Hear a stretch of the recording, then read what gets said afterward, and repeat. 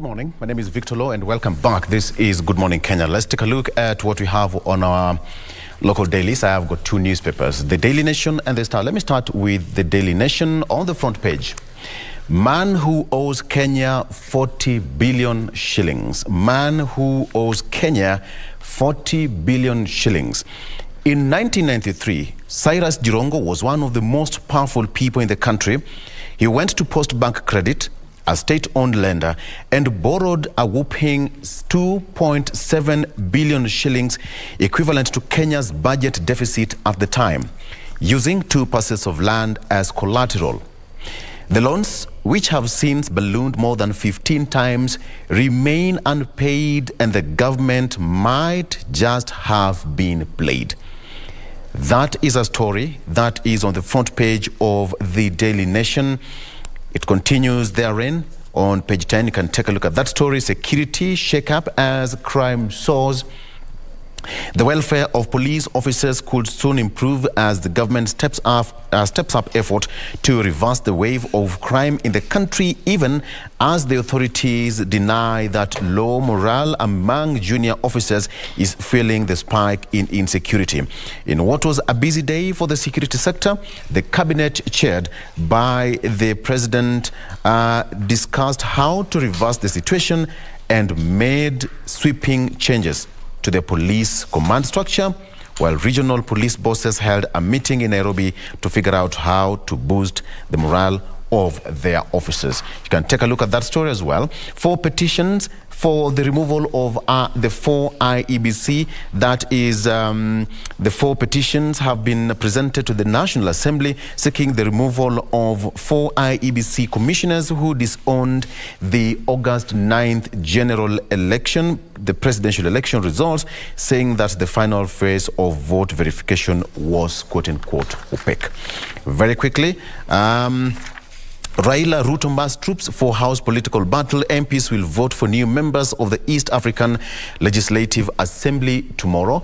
And President William Ruto is today expected to host the 4th Kenya Kwanza Alliance parliamentary group meeting, a day after opposition leader Raila Odinga met senators allied to the Azimio la Umoja One Kenya coalition in Nairobi. Now, sources indicate that during yesterday's meeting, Mr. Odinga and the Azimio allied senators discussed plans to strengthen parliamentary oversight and keep the executive arm of government in check.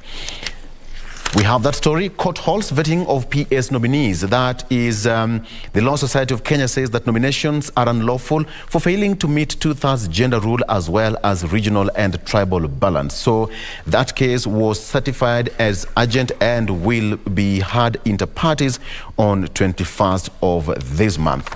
And gets impressed by health volunteers. The philanthropist meets health workers, farmers and leaders in Makueni on first day of trip. Yes, Bill Gates is in town. So Governor Mutula Kilonzo Jr. says that Gates is keen on finding ways to scale up health intervention successes in Makueni. And of course, he'll also meet other top government officials during his visit in the country. Very quickly again, Tycoon seeks protection in tussle over prime property. That is according to Anverali Armeshi. Kamali says that he has been evicted despite an existing court order. This is a situation where Mount Pleasant director who now claims that ownership of the property, he says, that has been evicted despite the existence of a court order directing both parties in the case to maintain the status quo. And now, in a letter to Professor Kithure Kindiki in November 2nd, 2022, Mr. Hamali narrates how police officers were deployed to evict guards manning the property he owns. And finally, on the back page here, 2022-2023 budget realignment underway. It said that MOVE seeks to achieve a sustainable fiscal deficit as announced by the president. And Kenya Kwanza election promise was about 50 billion shillings to the Hustler Fund. And the Treasury now seeks to regularize approved reallocations and additional expenditures for new priorities, including the 50 billion shillings Hustler Fund and 3.6 billion shillings fertilizer subsidy.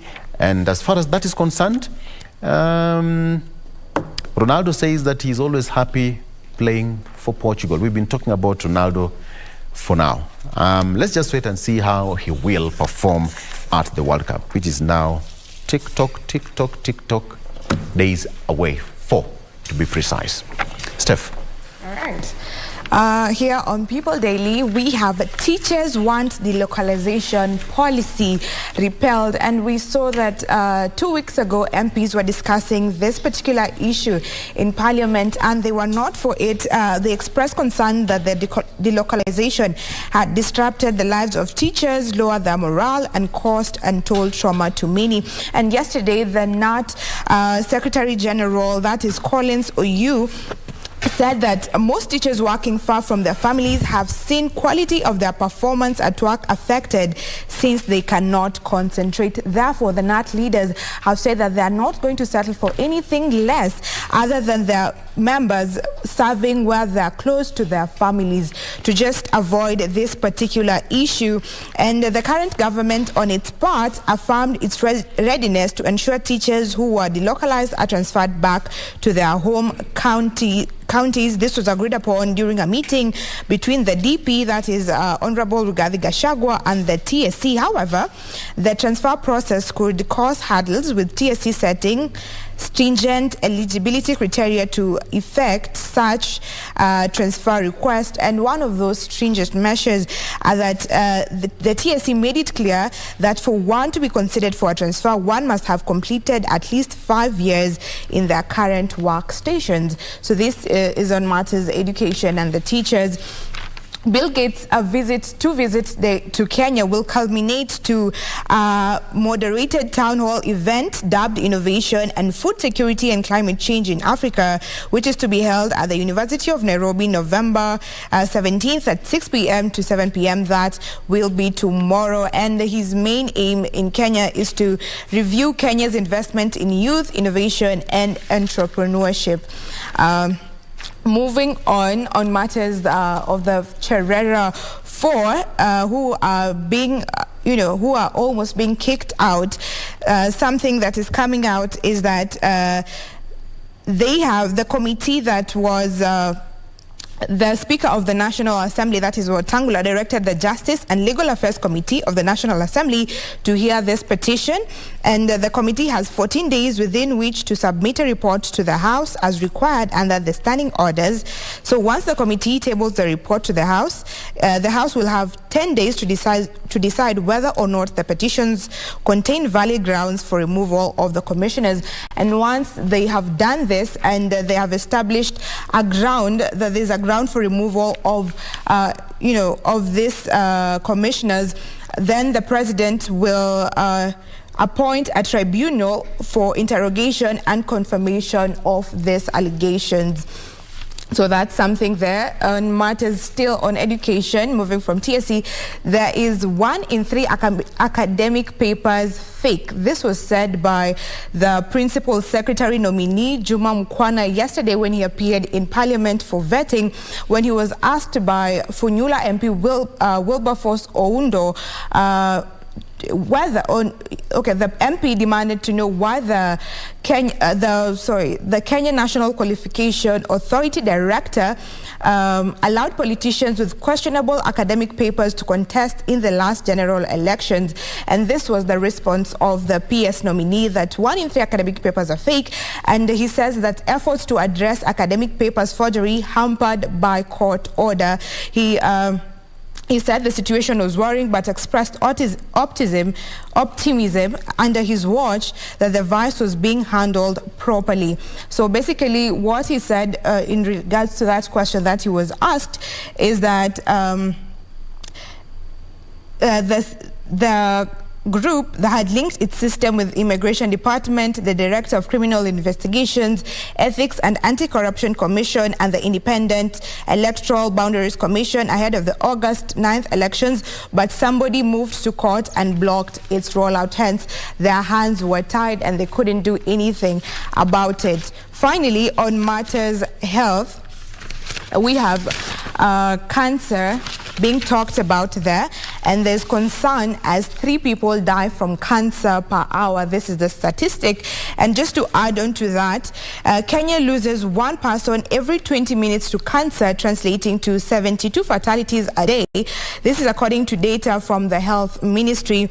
The ministry noted that the total number of fatalities arising from disease was more than half of all cancer diagnosed annually in Kenya, and the data also revealed that 1 in 2 Kenyans diagnosed with any type of cancer succumbs to the disease in the same year of detection.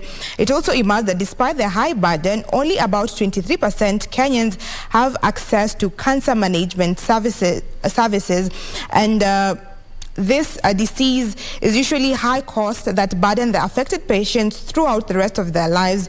And it's not only to the less fortunate or the ones that can't afford it, but it cuts across in all income levels. And cancer is a very, it's a very deep topic that has been spoken about over and over. And even yesterday, the parliament was speaking on the increased prevalence of chemical pesticides, and the members of parliament were saying that this could also be a cause of the high rise in cancer in this current era. So it is a matter that is yet to be established. Ray. Talking about, what we have on the various dailies, I have a copy of the Standard being the 16th of November 2022. And that story about the Cherera 4, as the name was coined after the August 9th polls, has taken center stage with a kick of reckoning for Cherera 4 in 14 days. And a report is going to be tabled as directed by the National Assembly Speaker, Moses Wetangula, after a petition was lodged in Parliament by 3 persons. Now, also alarm over Kenya's growing cancer burden. The National Cancer Institute says the cancer burden is rising and is exerting major strain on health system, just as highlighted there by Ayeta. And also now the big read, or rather the main read in this particular daily, is all about Ruto's big test after the judge stops vetting. Yes, so the formation of President Ruto's government now is, in limbo, so to speak, after the court temporarily stopped the vetting and appointment of 51 principal secretary nominees until a case is filed by LSK challenging its composition and account of regional and gender imbalance is determined. So what's the next move? Will the president respect the decision and delay forming government, or will he ignore the courts like his predecessor? I know, Victor, this is a conversation you're going to be having in the course of the week there with our political pundits there. So which is a likely way that Ruto is going to play this particular card that he has been dealt? Either he follows in the footsteps of his predecessor, or he abides to the rule of law that he has said that most often he has said that he is ready. He's always going to be, adhering to the law. Now the law has, rather, so to speak, the judiciary has pronounced itself. This is a matter that is in court, and until it is determined, well, the vetting stops. What happens to government? Remember, he had made promises that were pegged on his first 100 days without government fully being formed. Well, it means it delays the working of his government, so to speak. So we'll be keeping tabs on that particular direction. Then also, we are now 80 billion human beings in the world. 80 billion. That's the world's population as it is in light of matters of climate change. The question is, do we have the resources going forward to continue supporting this growing population? There's a report that has been tabled by the United Nations that has also attributed the growth to human development, with people living longer thanks to improvements in public health, nutrition, personal hygiene, and medicine. However, while the global population reaches the new highs, demographers note the growth rate has fallen steadily to less than 1% per year. Growth rate versus population rate. Well, we have made some improvements there, but now when it comes to our growth rate, well, the question also of resources comes into place, but that's a report that was made public by the United Nations yesterday. So far, that's what we have on the front page, as well as a quick look at Team Brazil. And I like what one of our viewers has inboxed, saying that these are the colors of Team Brazil. And he goes further to invite me to support Brazil in the upcoming World Cup that is set for 4 days, or rather slated for 4 days away. Well, that is none other than Dan Okos, who says, Karibu, welcome home. Well, what can I say? I will reveal which team I'll be supporting with just 4 days to go. Now back to you, Ayeta. Well, you know, you've mentioned Brazil, and I'm like, that is also my team. That is the team that I am supporting. Brazil and Senegal are my support team. Victor, which teams are you for? I'll give. Hidden You know, this World Cup is going to be a bit tricky, by the way, with the big names coming and the surprises at the World Cup. But in Africa, I go with Senegal. Of course, we have to support them. I wish Kenya one day would just find themselves at that football arena. You know, it's a dream. One day. We dream. Are you sure we're going to see that in our lifetime with what is happening with KSF? There's so much that needs to be done for us to be there, you know. Yeah. But I believe it's possible. And talk of World Cup, ladies. MPs plot Qatar trip to watch World Cup. And guess what? For the 15 members, taxpayers will pay at least 1.8 million shillings for air tickets alone. That's what's on the front page of the Star. Not there you have it. Yes. Can I have a rhetoric question? Right. Don't they know that World Cup iko KBC? Thank you. A good question. A good question. Members of Parliament should know that the national broadcaster is going to be airing the World Cup. And they should be supporting the national broadcaster and saving the taxpayers that cool amount of money that we do not have. Okay. We're already talking about, you know, borrowing more to sustain our development. Now, they need to stay home, stream and watch from KBC. Let me give you more fodder, Regina. So, Weta, that is now the Speaker, is waiting for the approval. Of course, he'll have to approve for the airfare, accommodation, allowances to be footed by taxpayer. The story continues. Yes, the story continues to say that, and of course, the National Assembly Speaker, Moses Wetangula, will also be in the delegation, according to one legislator. The trip, which critics have termed extravagant, comes at a time that the country is grappling with acute famine, with many families at risk of dying of hunger. What you've just said, Regina, why, I mean, World Cup iko hapa. So it's not about the air ticket alone. You can imagine how expensive accommodation is right now in Qatar. Even the allowances. Even the allowances. That's a lot. That's a lot of money that we do not need. I mean, World Cup iko KBC. I think we need to like shout more and tell the members of Parliament that we as KBC, we as a national broadcaster have the exclusive right to air these matches, save the taxpayers the much needed money. We are grappling with famine, we're grappling with drought, we're grappling with a huge burden. Why do we want to do more? If these particular members of Parliament were actually playing in the World Cup, would have no problem. Yeah. Would we? Good point. But as far as I'm concerned, I'm not seeing them in the team here. There's none. So they should just relax. We bring the matches to them. Mr. President, we need to do something. This is not something that needs to be. And remember, the President said that he's going to It's not priority. It's not. The president himself said that he's going to reduce foreign trips and travels. Yeah. He should start with this one. Let's go back down memory lane. In 2018, when Kenyan MPs went to Moscow for World Cup. Now, let me give you the figures. In 2018, 20 Kenyan MPs traveled to Russia to watch World Cup. 14 members of the National Assembly went. 6 were senators. All right. Parliament defended the trip, saying that it would give MPs first-hand experience on hosting international tournaments. 8 million shillings was spent by Parliament on air tickets alone. 86,200 was per diem for MPs per day. For one MP? For one MP. They were 20. And here it is. A hotel was charging 800,000 shillings by 5-star hotels in Moscow per night for the MPs. My. Look at that figure. Way back then, 800,000 shillings per night. 20 MPs. Do the math. That's a lot of money. Considering that Ray said that, you know, when you started, you said that this is the most expensive World Cup that there has been. So I'm imagining that the expenses will even be higher compared to 2018. So how much will the taxpayers pay for this? Yeah. How much will it cost Kenya? What happens to supporting the national broadcaster? This is a high time that members of parliament did so. Let them stick to their homes or their places of entertainment. KBC is going to be sorting them out. Remember, Harambee Stars has been banned. That is our official Kenyan team.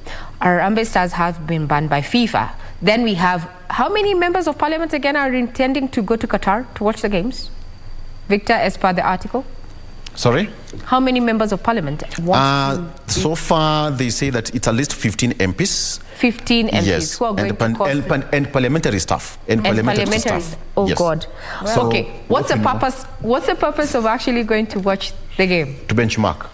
On to benchmark we on how have to host failed at reviving our local football, but we want to go benchmark on the World Cup. Can we all be serious now? Let's prioritize, you know, things that are of benefit right now. We are grappling with issues of insecurity, even within the CBD. We're dealing with the issue of starvation in the 21st century. We're dealing with matters of climate change. We're talking about the current ballooning debt. And now we have members of parliament and staff who want to go benchmark on the World Cup that is 4 days away, costing taxpayers billions of shillings. And yet the national broadcaster is going to be airing these matches. I mean, let's use our powers here and ask the National Assembly Speaker not to approve this. Indeed. Let's need use it our right powers now. here. These are it's actually going to be very insensitive. It will be live here. In the next 4 days, KBC will be showing all the matches for free. Yes. So, Mr. Speaker, you are here last week but one. Kindly don't approve that.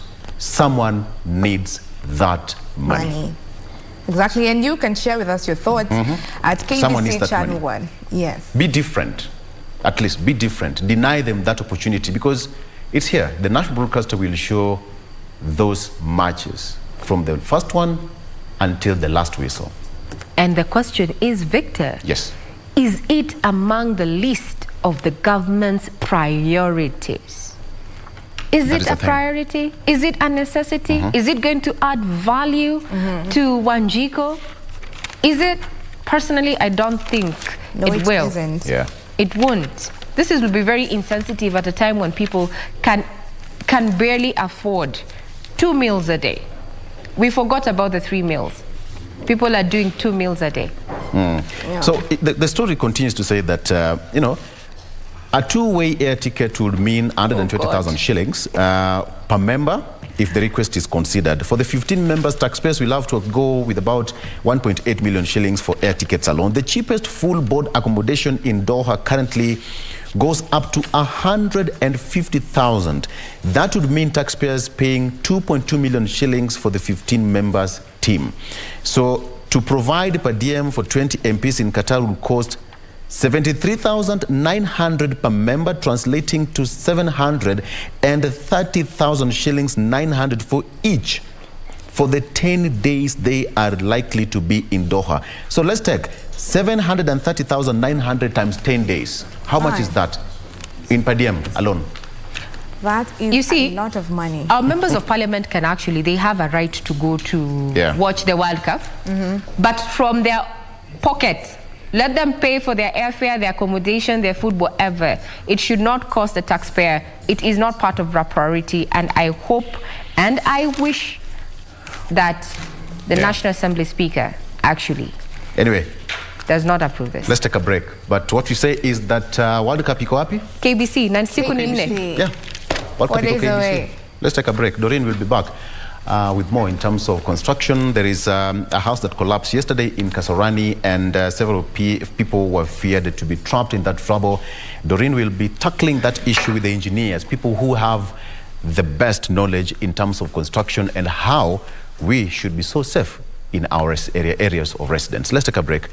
We'll be right back with more after this.